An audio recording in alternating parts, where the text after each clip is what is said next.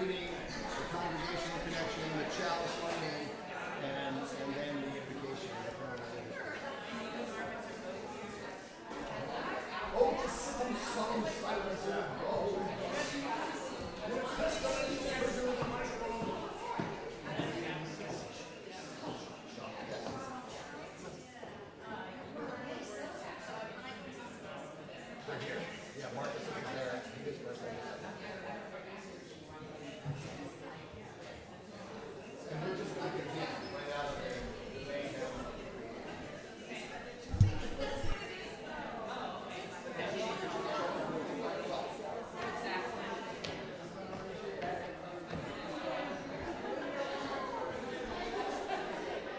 Scott? Yes. Did we unplug this microphone by any chance? You need number 2 on? No? You need it on? Did we unplug this by any chance? No. Because they're saying there's nothing coming out. They're saying there's nothing. Okay. You have sound? Well, we're not hearing anything. Can we get some sound in the monitor? In the monitor? In the monitor? In the monitor, please. Some sound in the monitor would be great so that we can actually hear it in the house. I'm glad that you're getting a signal, but I don't think it's... You can hear it? Okay, great. Okay, a little bit more, a little bit more. We need some more volume so she doesn't have to eat the microphone. Yes, turn it up. There we go. Thank you.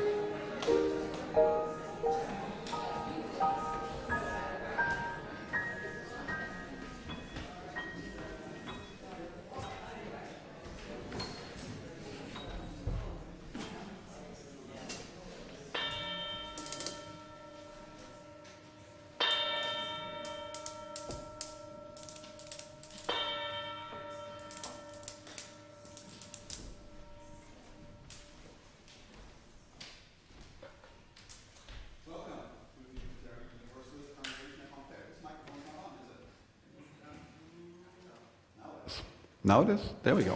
Welcome once again to the Unitarian Universalist Congregation at Montclair. My name is Marcus Haug. I use all pronouns, and my role is I serve as the Director of Music Ministries for this wonderful congregation. It's good to be with you here, in the space, at home, on the road, wherever you're watching us online. If you are in the space, please take a moment to make sure your cell phones are silenced and not in a mode that will disturb us. Today's service, I am joined by Juliana Lombardo, a music intern on guitar and vocals, Reverend Scott on drums, our cellist choir, come on up. Our hymn leaders are Ann Saylor and Amy Brabson, and we're going to begin with a song from the African American tradition, Over My Head. And if you don't, feel comfortable with the line, there must be a God somewhere, feel free to adopt the version that's known as the UU remix, There Might Be a God Somewhere. Please rise in body or spirit to join us.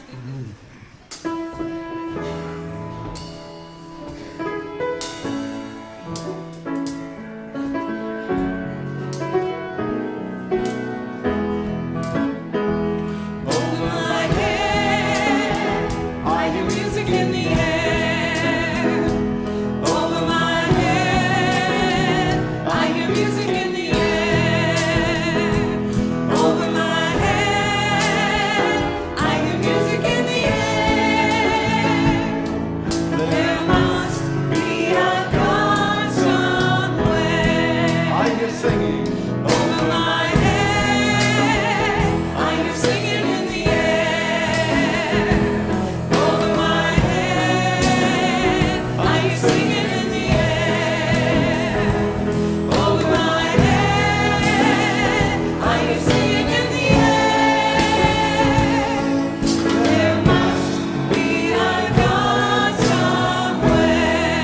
see trouble.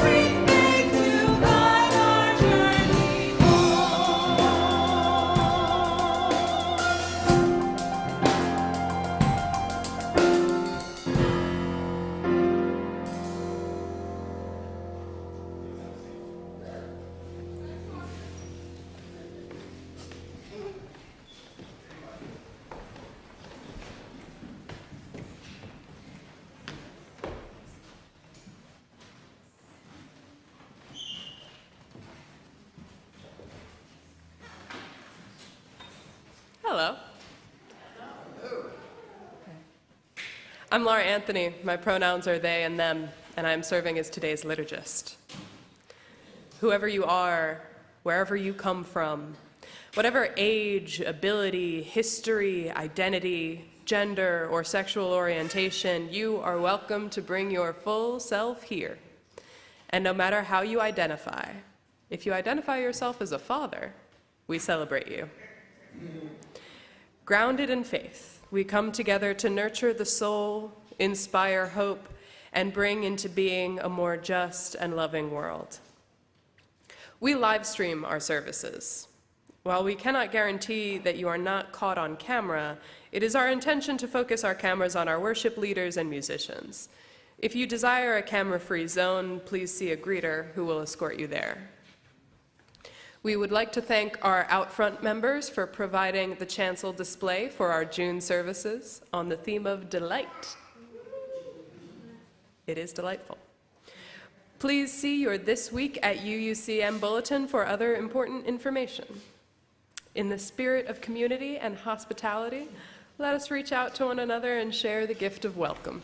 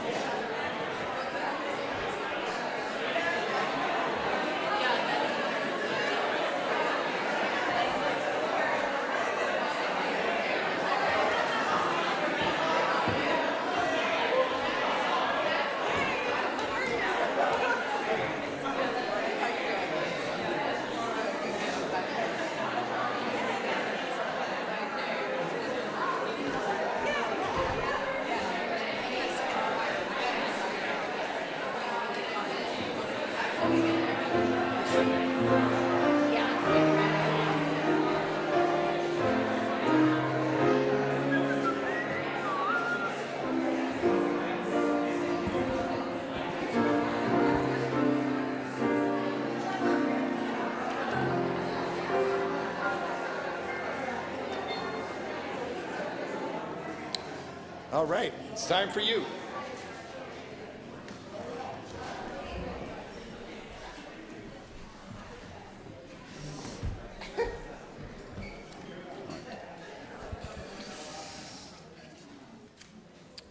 It is my great pleasure to invite you to join me in celebrating our first ever music intern, Juliana Lombardo.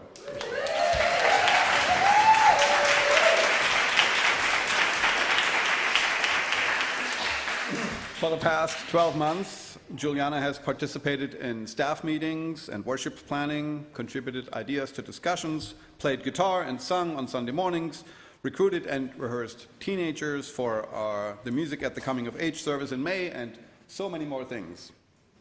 Juliana's energy and presence have made our music program better and my job a lot more fun.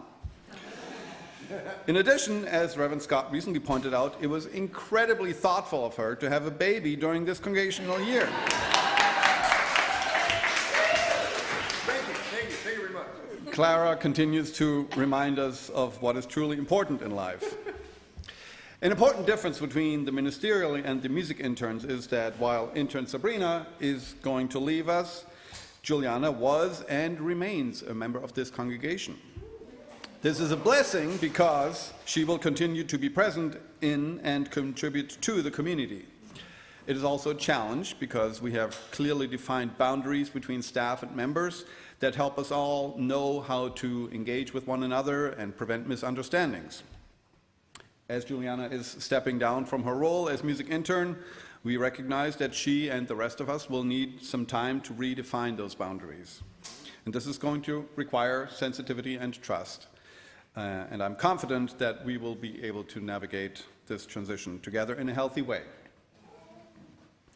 Thank you, Juliana, for your courage in pioneering the uncharted territory of our music internship program and for your service to our congregation. It has been an honor to mentor you and a joy to work together. Thank you.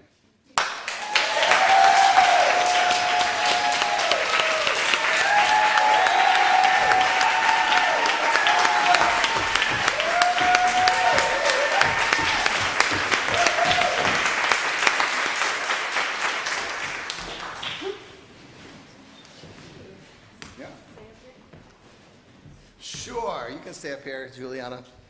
Thanks. So, Sabrina Trupia and I first spoke by phone while I waited for Char Grill oysters on Decatur Street in New Orleans. Tough gig. I was already primed to smile, in other words, being in my favorite city on earth, but Sabrina grew my smile even wider. In their conversation, they asked what they might provide for us, and they did not share a list of prerequisites necessary for them to choose UU Montclair. Indeed, they seemed to already know something about us, and nothing wipes a smile on my face like someone who shows up prepared, homework completed. Last August, Sabrina began working with us. They came here from many places. From Sicily, where you were born, to Canada, where you got a couple of degrees, including one in geology, which came in handy when trying to get through my rock-hard head. And then to Vermont, to Illinois, and to Eden Seminary, that is, not the garden. And Sabrina came here ready to do what must be done, and to envision other things maybe we should consider doing. Sabrina, you are a theological visionary, a compassionate listener, a soulful scientist. You embody a pastoral groundedness, a genuine humility that enables you to be a worthy guide for anyone's spiritual seeking. And as we embark on this year of radio silence to make sure you have the boundaries you need to find your next path, you give us hope in the promise of the future of our life-saving faith. Sabrina, boss, it's been an honor to learn, serve, and grow with you. Thank you.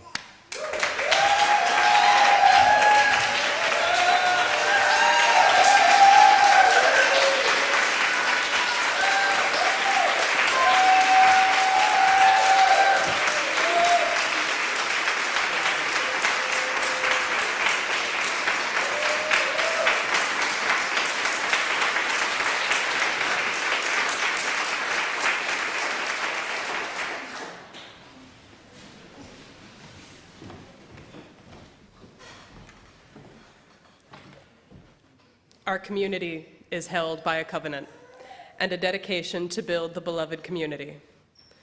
Let's light our chalice as we sing together our chalice lighting affirmation.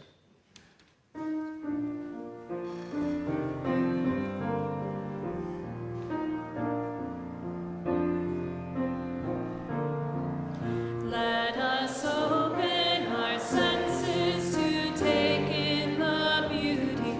Let us open our minds to learn what is true. Let us open our hearts to love one another. To love one another.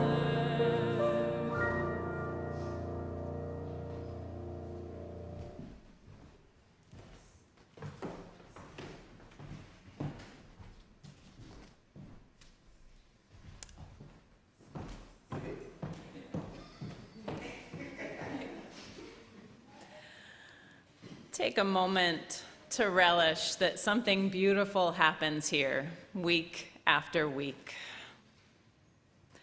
And none of it would be possible without volunteers and joy and leaders who take on responsibilities without compensation, save the pleasure that they feel when their contributions shape our community and our culture. Today, we pause to recognize 6 awards for phenomenal leadership, each having been nominated by members and selected by our ministry team. We will speak about each award and welcome the awardees to come forward and take a space on our chancel. Please hold your applause until everyone has been invited forward. For the Connection Ministry, we recognize phenomenal leader Laura Wilson, who was nominated with these accolades. She provided covenant group leaders and the membership team with fresh ideas and support. She includes everyone in the discussion, and her care and deep love for the congregation shows in all that she does. For the worship ministry, we recognize the family of phenomenal leaders, the Hilton family, who are everywhere. I said, hold your applause. Yeah, right. Just kidding. Who are everywhere in worship, providing wisdom and inspiration and offering consistent dedication, showing up week after week in innovative ways to care for our community. For the Serve ministry, we recognize the phenomenal leader, Carol McGuff. Carol is seen as a strong advocate for and a font of inspiration about mental health. Leading with cheerful and upbeat focus, she inspires the Force, which is the Mental Health Task Force, to address stigma and bring healing in all of its forms to our community. And I believe Carol is joining us virtually, so Carol, we recognize you. For the Grow ministry, we recognize the phenomenal leader, Jason Brome, who is the person you call upon whenever there is a need. Jason has supported with a warm smile and a consistent presence our religious education program for years. And even after the challenges of the pandemic, Jason returned to serve. Rev Scott, you lost one of my pages. Oh, I did. No, okay, here it is. It was hiding. Okay. For congregational governance, we recognize the phenomenal leader, Dan Silver, who's away on the men's group retreat. Dan is seen as a compassionate leader who eases the tensions between team members with humor and candor, and by reminding others that everything they do serves something greater than any one life or ego. Dan is a team player who ensures our congregation's success. And finally, for a ministry team, we recognize the archives team. And to receive the award, phenomenal leaders Jerry Freed and Jane Gartner, who have been recognized for their incredible skills of organization, communication, and dedication by leading with incredible focus our 125th anniversary year activities, as well as always saying yes when asked. Let's celebrate these phenomenal leaders.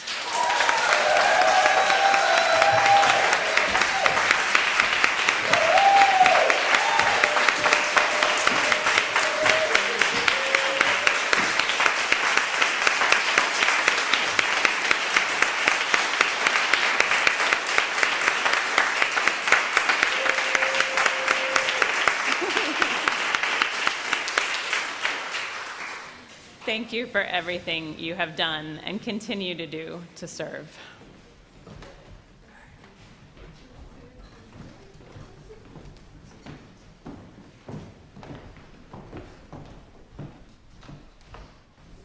And now I'm supposed to be over here. And I am. Imagine that. Called to find depth in our days and discover reverence in this hour. Let's seek a gentle meditation, a focused reflection, and ardent prayer, each as we are called and yet mystically all together. And we enter into this space by hearing the lamentations, the requests, and the remembrances and the screeches of our community. Let us hear one another to heal one another. Ann Tripp and Foxy Pullen light a candle of remembrance for Ann's elder and Foxy's late husband, Herm. June 12th was his birthday. We know he is still watching us, they share. Deborah Ann Tripoldi and family light a candle in remembrance of her late brother, Joseph, who died 49 years ago at age 3 on June 12th. Peter Arian would like us to honor his father on behalf of all of us who miss their fathers on this Father Day. This remembrance is for Elliot Arian, and it's a candle of love.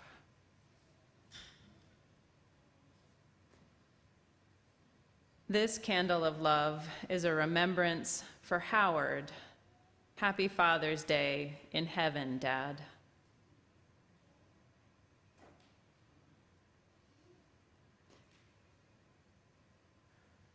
This candle is a candle of sorrow, a remembrance for the long and joyous life of Nancy Lang, longtime family friend of the Silvermans, who passed peacefully on Saturday, June 9th.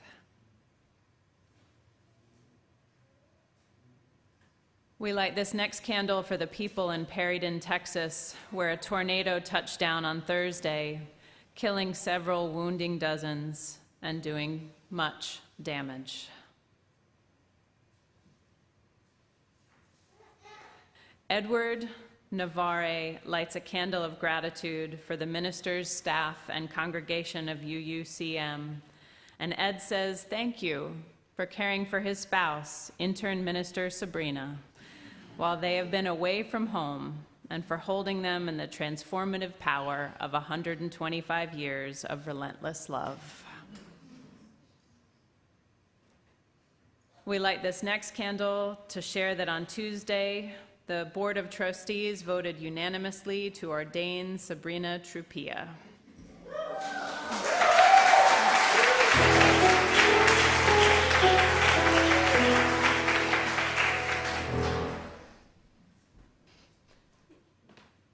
Reverend Charles Bluestein Ortman, Minister Emeritus, shares this candle of gratitude, saying, I want to thank the Reverends, Reverend Tabee, Sabrina, Marcus, the Freeds, the Reinersons, Lewis, the Abramson Sellers, and everyone who did so much to make me feel loved and appreciated last weekend.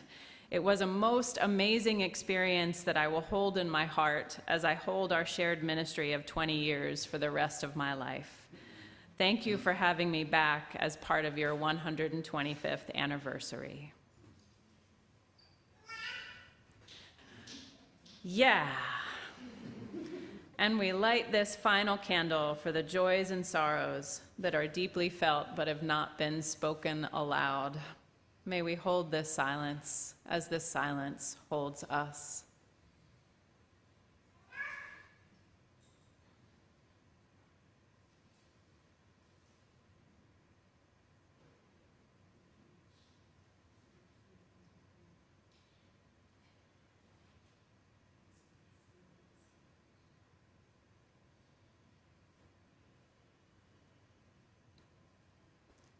Please continue with me now in this spirit of prayer, a space to speak our intentions and remember that the holy of our understanding is always present, always listening. And let us begin with an acknowledgement of the complexity of this day, a day to honor fathers, a day when we remember that no relationship is simple, and some leave scars, and some leave incredible blessings.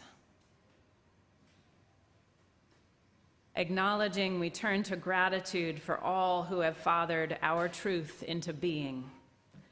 Gratitude for those who protected and led, for those who nourished and held, for those who were changed by being father to us.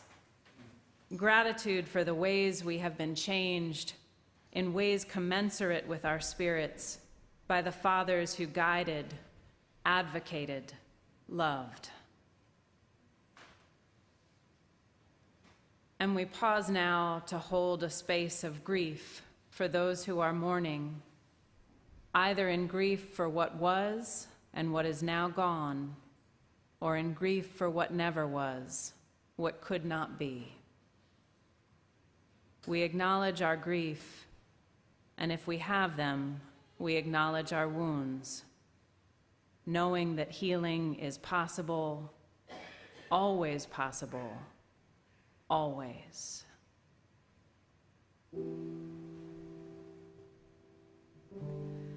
On this Father's Day, may we blend any grief that we carry with gratitude. May we feel the strength that fathers give and gave to us. May we repair any wounds remaining. May we carry forth their dreams for us. And may the fathers here with us keep on dreaming. May we praise what must be praised. May we lift up the fathers among us, honoring their work and their dignity. May we remember what we need to remember, and may we let go what we no longer need to carry. Amen.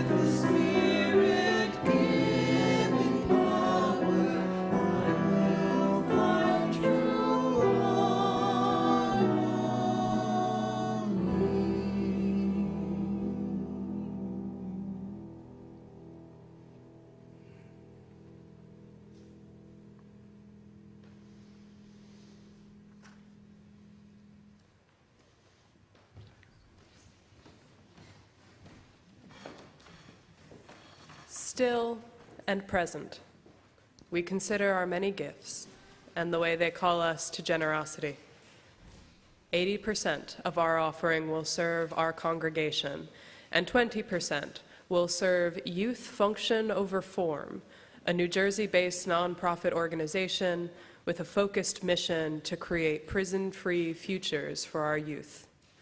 Youth Function Over Form provides youth from at-risk environments, justice-impacted, and youth aging out of foster care the services and support needed to successfully navigate life and society. Ushers, please come forward. You can text UUCM plate and your amount to 73256 to give, mail us a check with the plate in the memo, or simply place your offering in the offering basket.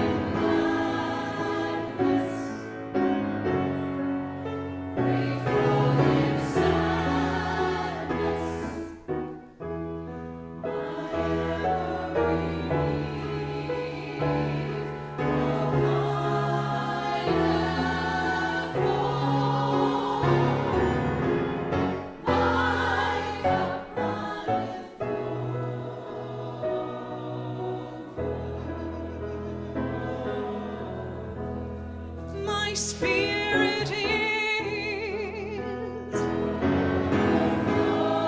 my heart is, my heart is growing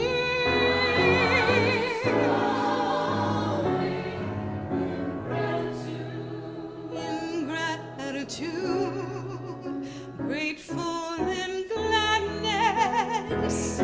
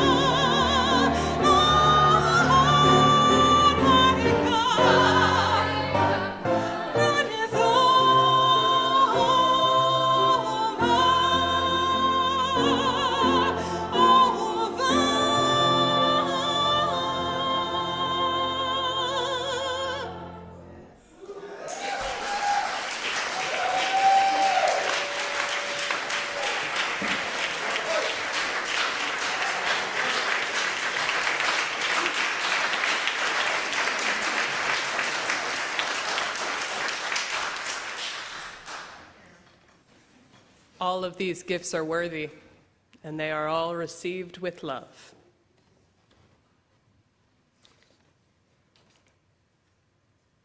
Let's keep going. The Name of the Rose is a book by Italian novelist Umberto Eco. A historical murder mystery, The Name of the Rose weaves in an intricate tale of intrigue and theology, examining how some believe that defending a cherished version of the truth justifies censorship, lies, and even murder. Set in the 14th century Italy, the main characters are Georges de Bourgos, the chief scholar of the monastery where the novel takes place, and William of Baskerville, a Franciscan monk searching for a lost book by Aristotle, a second book of Aristotle's Poetics, which speaks of comedy and laughter as healing, as true forms of art. What unfolds is a beautiful dance of theological debate. We discover that Georges de Bourgos feels so threatened by Aristotle's work on comedy that he has allegedly hidden or destroyed it, and he murders anyone who knows of its contents. You still with me? Just a little more. William of Baskerville has no such fears about joy. Indeed, he seems to model the openness to new revelation we try to equip ourselves with here at UUCM. Remarking on Georges de Bourgos's claim that laughter is a devilish wind, William of Baskerville responds with these words: "Evil can be born from piety itself, from excessive love of God or of the truth. Fear prophets and those prepared to die for the truth. For as a rule, they make many others die with them, often before them, at times instead of them." Georges feared the second book of Aristotle because it perhaps did teach how to distort the face of every claim so that we would not become slaves to our own ghosts and presumptions. Perhaps the mission of those who love humankind is to make people laugh at the truth, to make the truth laugh. Because the only truth lies in learning to free ourselves from an insane passion for the truth.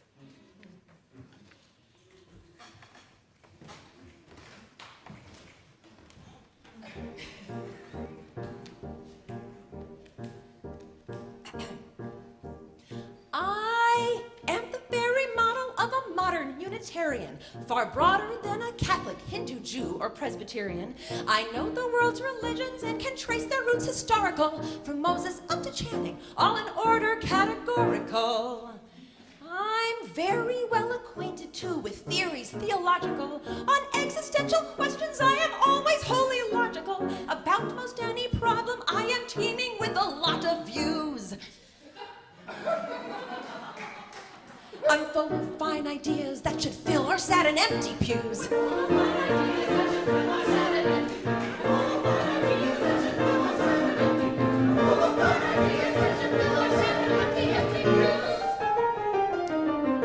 I quote from Freud and Jung and all the experts psychological. I'm anti-nuke, I don't pollute, I'm chastely ecological. In short, in matter spiritual, ethical, material, I am the very model of a modern Unitarian. In short, in matter spiritual, ethical, material, we are the very model of a modern Unitarian. I use the latest language. God is never Father or the Lord, but ground of being, source of life, or almost any other word. I never pray, I meditate. I'm leery about worshiping. I serve on 10 committees, none of which accomplish anything. Not true. We do a lot, we really do, it's good.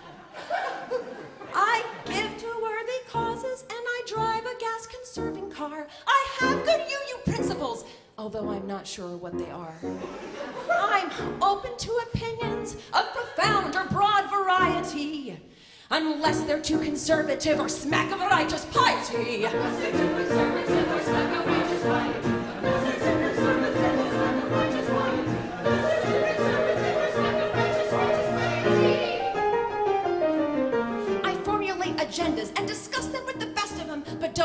implement. I leave that to the rest of them. In short, it matters spiritual, ethical, material. I am the very model of today's religious liberal. It matters spiritual, ethical, material. We are the very model of the modern Unitarian.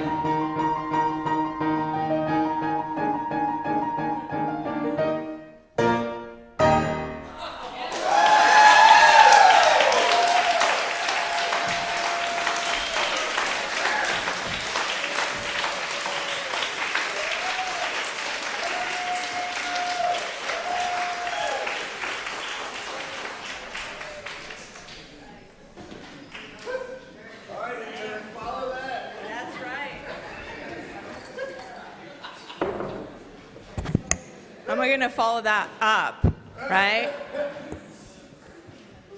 Thank you to both the choir, the hymn leaders. Today we're talking about joy, and it is a joy to be with you. We're bringing back the delight that comes from many things, like being together here in a sacred space, bringing a sense of transcendence to a very human, embodied experience. I mean, it's interesting to superimpose a transcendence to the concept of being in a state of delight. This is what makes joy universal, right? But what does joy really mean? Where does it come from? You know, a nerd like me always goes for the etymologies, right? You heard the song. We look at the definitions first. Merriam-Webster tells me that joy can be a noun or a verb. A verb? What?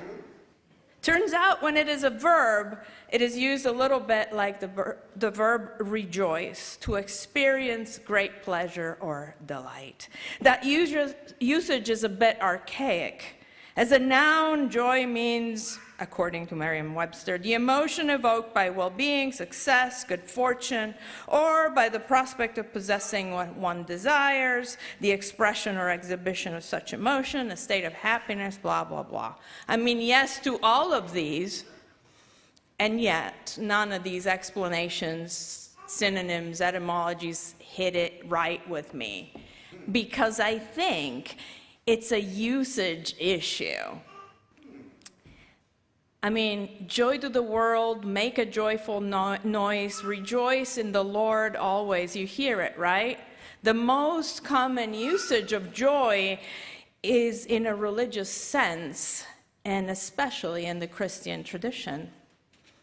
So I want to tell you something that I learned in seminary, but in order to say that, I have to do a little bit of backstory. As some of you know, I went to a progressive Christian seminary, Eden Seminary, and had classmates from several Protestant denominations, which is great. It's good to be in ecumenical spaces, in interfaith spaces. I learned so much in these spaces. It is the epitome of the saying that we don't need to believe the same to love each other, right? Anyway, I'm a scientist, raised Catholic, a Buddhist turned UU, so upon landing at seminary, I had not experienced many Protestant traditions. And I realized that there was so much I didn't know. So many references to pop culture centered around Christianity that everyone else of my classmates appeared to know. Apparently, I missed out on VeggieTales, which, for those who don't know, are stories of the Bible read by vegetables, mostly tomatoes. I missed out on knowing the shorthand about all this. It took me quite a bit to catch up, but I did catch up. I took a couple of remedial Bible workshops in addition to the required classes. I watched VeggieTales. This is the thing I wanted to share. Here's the thing. In seminary, I discovered that anything in current Christian doctrine goes back to the writings of the Apostle Paul, which are, if you count, between 25 and 50% of the New Testament books, depending how many of his letters we think he actually wrote. Christianity, it's all him. The guy who organized mega churches all throughout the Roman Empire. The guy who used to be a tax collector before conversion, and who never met Jesus, but had a lot of opinions about Jesus. He used a lot of the words we use in religious discourse, like faith, hope, and love from 1 Corinthians, right? And joy, too. Joy is one of the fruits of the Spirit, which he mentioned in the letter to the Galatians, chapter 5, verses 22 and 23. See, I studied. The fruits of the Spirit, which Christian children learn in a song that I never knew, are love, joy, peace, patience, kindness, goodness, faithfulness, gentleness, and self-control. The thing with Paul is that in all of his writings, and frequently side by side, we find things that are so spiritually nourishing and things that really bug, because they are blunt instruments that lead to bad theology and have been used as such throughout the centuries. Paul is like that fluid, that non-Newtonian fluid called oobleck. Do you know what that is? It's a suspension of cornstarch and water that can behave like a solid or a liquid depending how much pressure is under. If you grab something, it will form a solid, then you let it go and it flows through your hands. We do that in children activities, and it's fun. It's pretty cool, but also confusing. I mean, just a couple of verses before the fruits of the Spirit that I was talking about, which are lovely, the fruits of the Spirit, and largely unproblematic, although you can make them problematic real quick. Paul says this, and I quote, "For the flesh desires what is contrary to the Spirit, and the Spirit what is contrary to the flesh," unquote. You can see how this has been taken and continues to be taken in its problematic form by so many. Like Calvinists. Yeah. Not that there's anything wrong with that. The division between spirit and flesh is something that Paul was first to push to the forefront of this new religion, not something Jesus invented. The thing is, what is the truth in his case? Do we know how rigid Paul was? Do we fully know his context, his times, his tone? Do we think there is only one way to read Scripture? The answer to all these is no, by the way. Okay, right? In theological discourse, there isn't one true truth. Any truth contains in itself its own paradox, and by holding two opposites within it, as it said in the reading, the truth laughs at itself. So what's my point? I have one. My point is, as always with any scripture, but especially with Paul, and to paraphrase Emily Dickinson, if you read Paul, read him slant. And the word joy comes from the Latin gaudere, which I feel has more of an embodied quality, like experiencing pleasure with your body, like when you bite into something delicious or have a big belly laugh. We are humans. We have bodies, and the holy resides in these bodies and is not separate from it. Joy is transcendent, spiritual, and it is in our bodies, and that is where George de Burgos is stuck in The Name of the Rose. He thinks in the body-spirit dichotomy, he finds himself against joy because he somehow knows that if his spirit has fun, his body will have fun too. And he thinks that's a sin. And so anyway, now I will let Reverend Scott tell you about all that. Or at least of some of that. We'll see. The name of the rose. William of Baskerville says, the only truth lies in learning to free ourselves from an insane passion for the truth. And sometimes one's insane passion for the truth, we have seen over and again, will lead to censorship, discrimination, treachery, violence, like the bombing of abortion clinics or of ROTC centers. An insane passion for the truth seems to need to banish joy. That rigid certainty of folks like George de Burgos fears admitting the complexity of human experience and the laughter that will bring us. So you better not laugh. Exactly. Some believe that their truth is so self-evident that they're justified in demonizing those who refuse to follow it or to say those particular words in that particular order, in that particular place, in that particular posture. It seeks to annihilate all refusing to play the game their way. When a truth claim becomes hardened in our hearts, the primary focus of our minds, joy is banished because joy makes us laugh not only at the world, not only at ourselves, but at the truth itself. And this laughing at the truth, it's not a scoffing. It's not an excuse for radical relativism or anarchy. Instead, laughing at the truth suggests that we may be evolving to understand the complexity of the world. We laugh at the truth when we realize how little we know about what we experience together with our senses. We laugh at the truth when we realize how impossible it is to say much with certainty about the nature of the ultimate reality, about the universe, about God. We laugh at the truth because spiritual truths are often best described as a paradox, seemingly competing things held in tension, a complexity pointing to a deeper reality. Consider this paradox. The truth lies beyond language, and yet still we must use language, as I am now, to communicate with one another.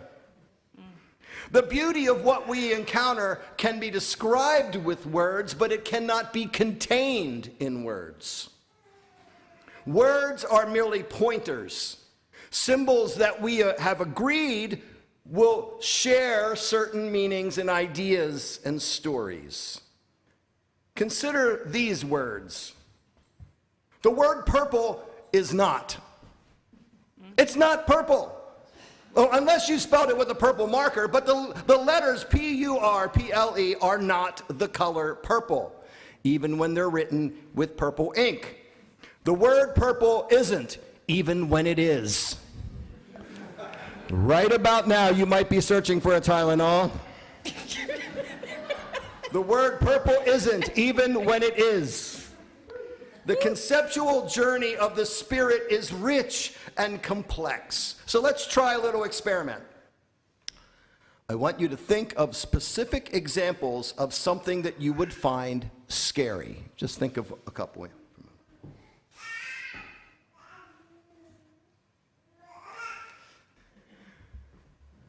Now just share out loud one example of something that you would find scary. Leaf mold. Oh my, did you hear the diversity? One word. We thought we might have been communicating something by saying scary. But we all shared different things. Our paradox. The truth requires words, but the truth also lies beyond words at the same time. So what else can we do when we encounter that but laugh? Because the truth is often funny. Theologian George Carlin once asked us, who ate all the blue food? Really, where's all the blue food? There's no blue food on this planet. Blueberries, they're purple. Blue cheese, it's green. There's no blue food. Maybe there's something evolutionary at work. I don't know. It's said that human beings only began 4,500 years ago to claim the color blue as a distinct color. There was still blue around them, but of course no blue food. But humans hadn't devised a concept for it yet. We hadn't understood that things don't exist for us in our minds until we create a name for it, until we create a concept. So maybe we are evolving also to embrace paradox, spirit and flesh, for instance, to entertain seemingly competing notions at once as both speaking equal truth. The word purple isn't, even when it is. This complexity thinking, able to entertain paradox, it drives spiritual seeking. We have such a tendency to make claims for ourselves, don't we? And more frighteningly, we make them for everybody else sometimes too. And these claims, they get embedded in culture. Every group of people has a culture, rules which go unacknowledged because for us, our groupthink makes us think that they're universal, that our particular preferences, enshrining our desires, are just the way things are, or a commandment for everyone to follow. Examples can often be found in how people conceive of religious community and the culture that they affirm, often unknowingly.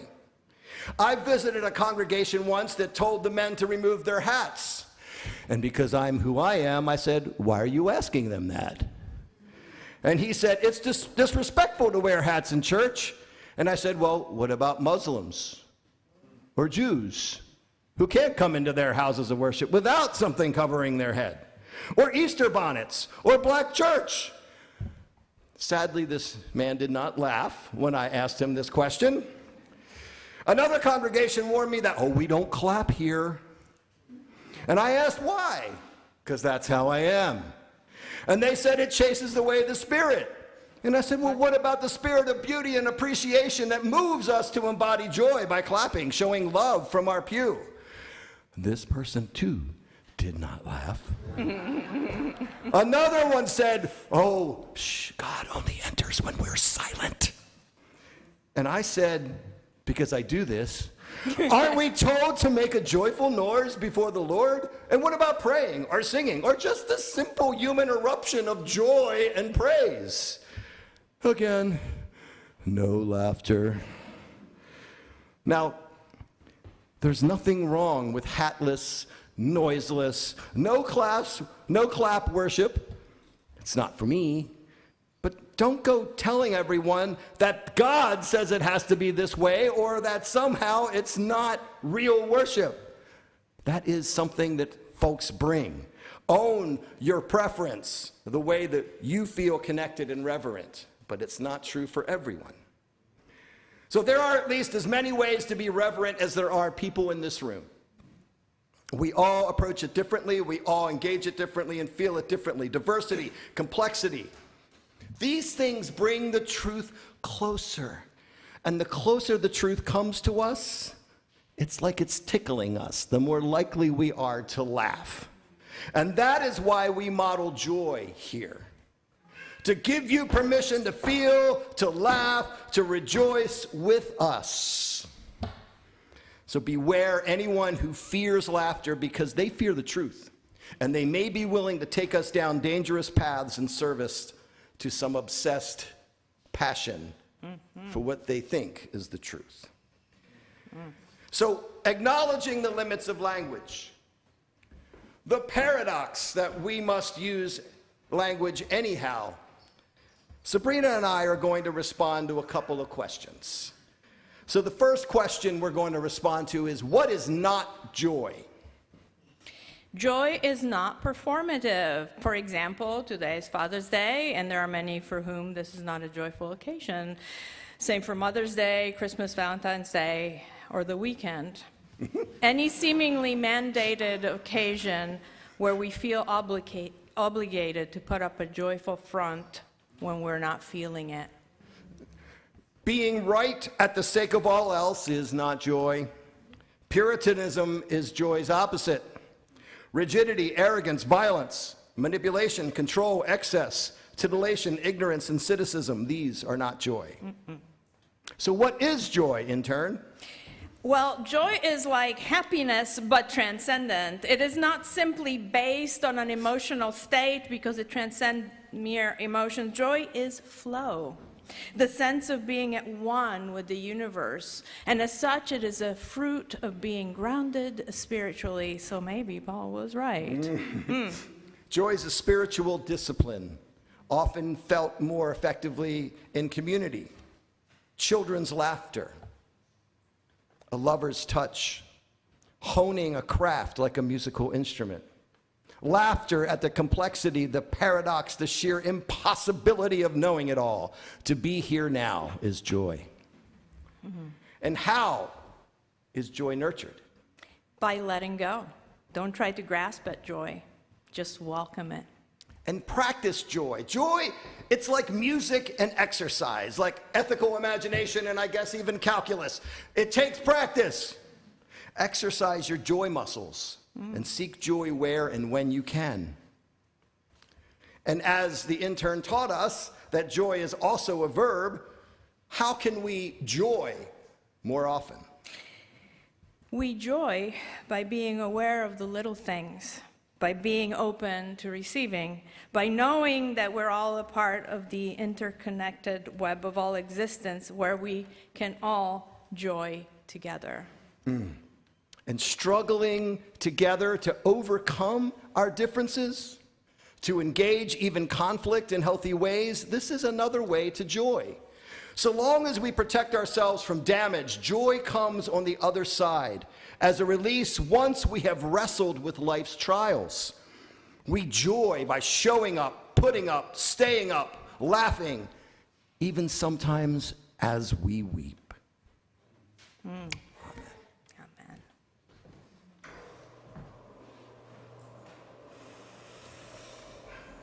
Will you reflect with me? What brings you joy?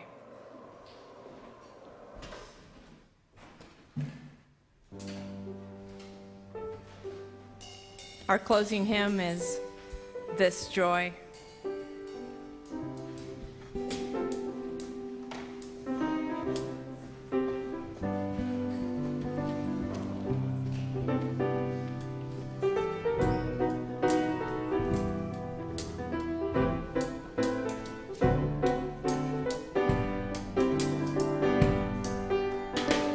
Joy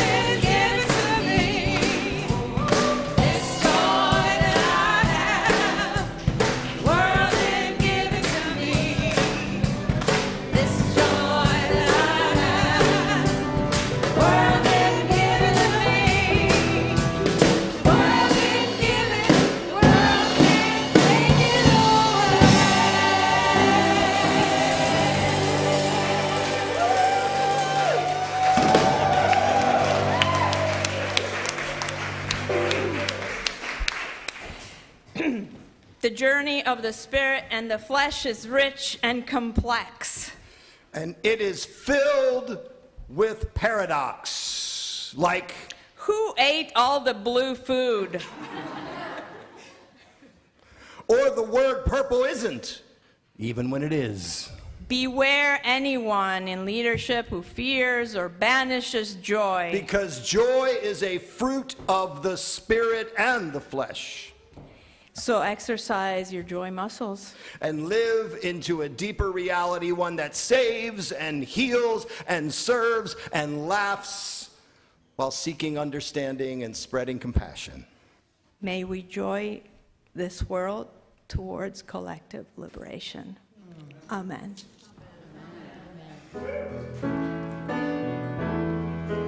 Our worship has ended. Let our service begin.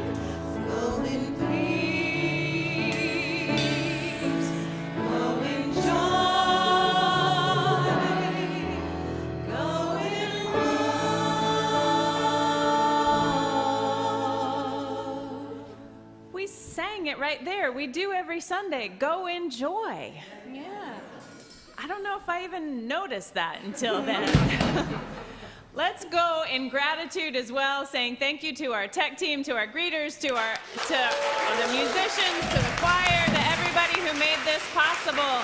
And join us for a very special Connection Cafe where we have more of an opportunity to care for and love our interns.